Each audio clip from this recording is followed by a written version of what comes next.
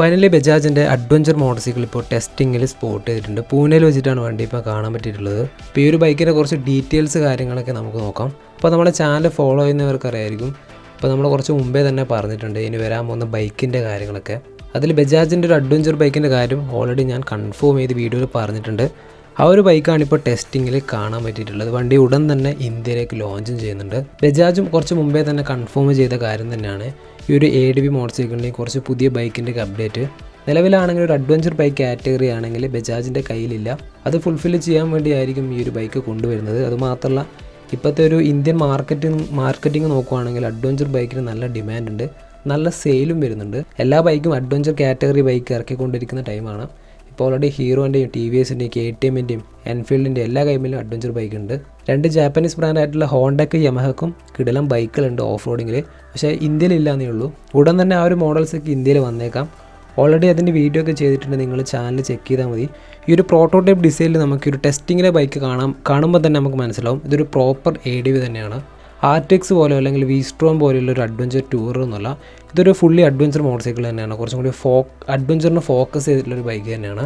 ഡിസൈൻ്റെ ഭാഗത്തേക്ക് നോക്കുകയാണെങ്കിൽ വണ്ടി കുറച്ചും കൂടി ഒരു എൻഡ്യൂറോ ടൈപ്പിലാണ് അവർ ഡിസൈൻ ചെയ്തേക്കുന്നത്. KTMൻ്റെ എൻഡ്യൂറോ 390, കവാസാക്കിയുടെ KLX ഒക്കെ പോലെ ചെറിയൊരു എൻഡ്യൂറോ പാക്കഡ് ആയിട്ട് ഒരു മോട്ടോർ സൈക്കിളായിട്ടാണ് കാണാൻ പറ്റുന്നത്. വണ്ടിയുടെ ടയർസൊക്കെ നോക്കിയാൽ മനസ്സിലാവും. ഫ്രണ്ടിൽ ഒരു 21 ഇഞ്ച് ടയർസ് ആയിരിക്കാം, മേ ബി ബാക്കിലൊരു 18 അല്ലെങ്കിൽ 19 ഇഞ്ച് വീൽസ് ആയിരിക്കും. ഇതൊരിക്കലും കൺഫേം ചെയ്ത് പറയാൻ പറ്റില്ല. നമ്മളിപ്പോൾ ഡീകോഡ് ചെയ്തിട്ടാണ് ഈ ഒരു കാര്യങ്ങളൊക്കെ പറയുന്നത്. വണ്ടിയുടെ ഒരു ഇൻഫർമേഷനും ലീക്കായിട്ടില്ല. സ്പോക്ക് വീലാണ് അവർ കൊടുത്തേക്കുന്നത്.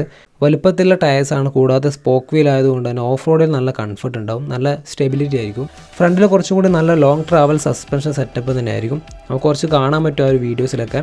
അത് UST ആണോ അല്ലെങ്കിൽ ടെലിസ്കോപ്പിക് ഫോർക്കാണോ എന്നുള്ള കാര്യമൊന്നും ഇപ്പം പറയാൻ പറ്റില്ല.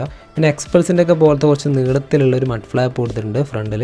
അത്യാവശ്യം വൈഡായിട്ടുള്ള ഹാൻഡിൽ ബാറാണ്, കുറച്ച് ഹൈറ്റിലാണ് അവർ ഹാൻഡിൽ ബാറിൻ്റെ പൊസിഷനൊക്കെ വെച്ചേക്കുന്നത്. അത്യാവശ്യം വലിപ്പത്തിലുള്ള ടാങ്ക് റേഞ്ചാണ്. നമുക്ക് സിറ്റി യൂസിനായാലും കുറച്ച് ഹൈവേസിലൊക്കെ യൂസ് ചെയ്യാൻ പറ്റുന്ന തരത്തിലായിരിക്കും ടാങ്ക് വരുന്നത്. ടാങ്കിൻ്റെ ഡിസൈനും ഒരു എൻഡ്യൂറോ കാറ്റഗറിയിൽ തന്നെയാണ് വരുന്നത്. എന്തായാലും KLX പോലെ ആയിരിക്കില്ല, കുറച്ചും കൂടി ടാങ്ക് റേഞ്ച് കൂടുതലുണ്ടായിരിക്കാം മേ ബി. ആ ഒരു വീഡിയോസിൽ കാണുമ്പോൾ ഒരു സിംഗിൾ സീറ്റാണെന്ന് തോന്നുന്നു. പില്ലിന് ഒരു പ്രത്യേകിച്ച് സ്പ്ലിറ്റ് സീറ്റായിട്ട് കൊടുത്തിട്ടില്ല. പഴയ എക്സ്പൾസിലൊക്കെ കണ്ട ഒരു ഓഫ് റോഡ് ഫോക്കസ്ഡ് ആയിട്ടുള്ള സീറ്റായിരിക്കാം.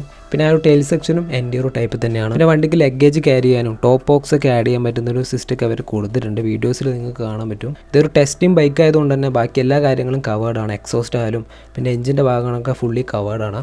ഇതിൽ ഉപയോഗിക്കാൻ പോകുന്ന എഞ്ചിൻ ചിലപ്പോൾ N250 അല്ലെങ്കിൽ ഡൊമിനർ 250 എഞ്ചിനായിരിക്കാം.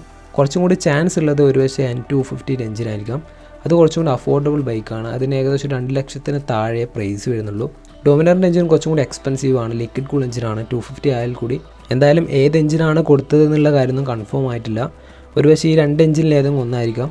വരും ദിവസങ്ങളിൽ വണ്ടിയുടെ കൂടുതൽ ഡീറ്റെയിൽസൊക്കെ പുറത്ത് വരുന്നതായിരിക്കും. അപ്പോൾ ഡീറ്റെയിൽ ആയിട്ട് തന്നെ വീഡിയോ ചെയ്യാം.